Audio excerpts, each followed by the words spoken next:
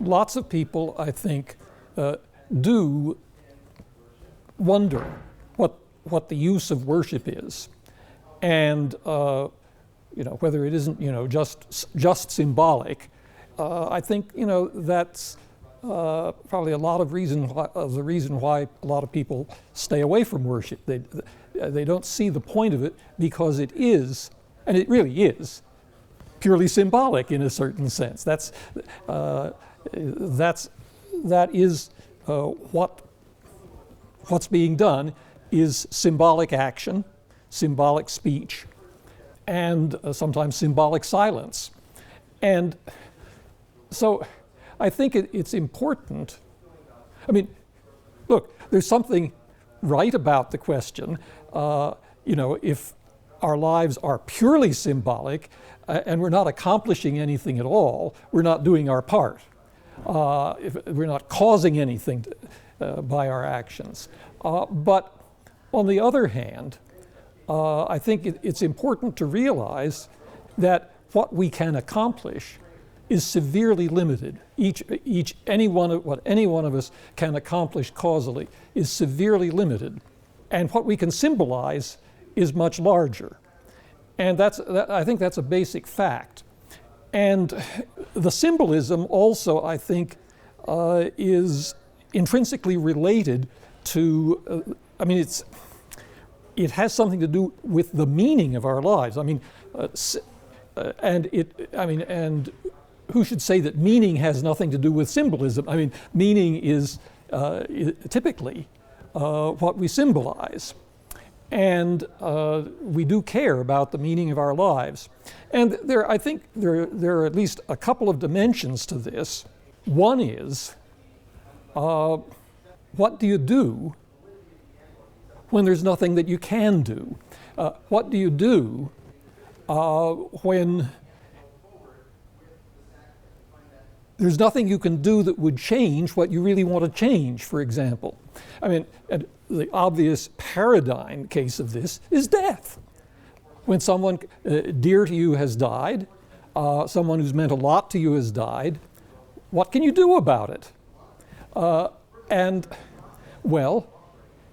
I think actually most people, even people who don't typically go to church or synagogue in other cases, want there to be a ceremony of some sort. In other words, they want to do something symbolic at least to affirm the meaning of the life that has ended. And meaning matters. And that's one thing. The other thing is, and I'll come back to it, but I want to be clear, it's not just the things that we can't do anything about that are a problem here. It's also the things we can do something about, but we can't do as much as there is in the world that we ought to care about. Can I do anything about really to change what goes on in Afghanistan or North Korea, or indeed, I can't do anything that will affect everything I ought to care about in the United States of America, let alone in the whole world. And symbolically, we can do better. That's what I want to say.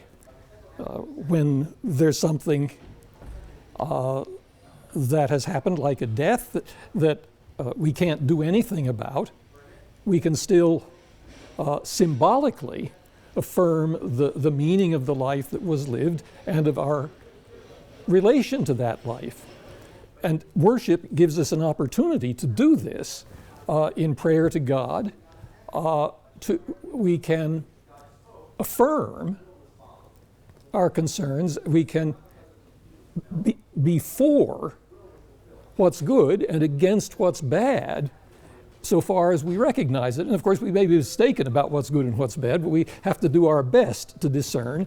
And we can be for what's good and what's bad symbolically, and that's not irrelevant, I think. And there's also another factor, which is that if we don't even do anything symbolic about it, it may become somewhat unreal whether we're for or against it at all. That's something, that's a perception that I owe to novels of Ignazio Silone, the Italian novelist, which I read years and years ago, but it's always stuck with me.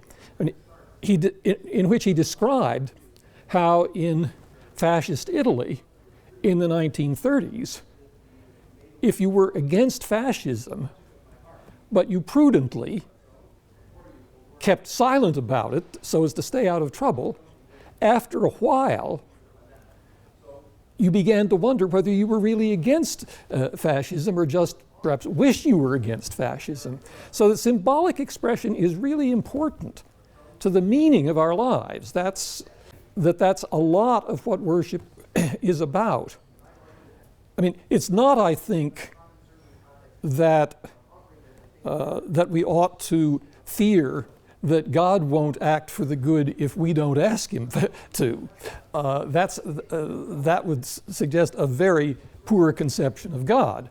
But it's rather that we want to participate, we should want to participate in God's goodness, and the institutions of worship provide an opportunity for that.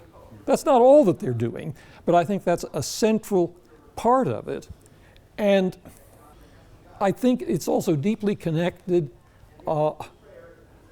with our ability to conceive how God may be good and how rich the goodness of God is if we allow ourselves to participate in it without believing that it's in our power to accomplish it.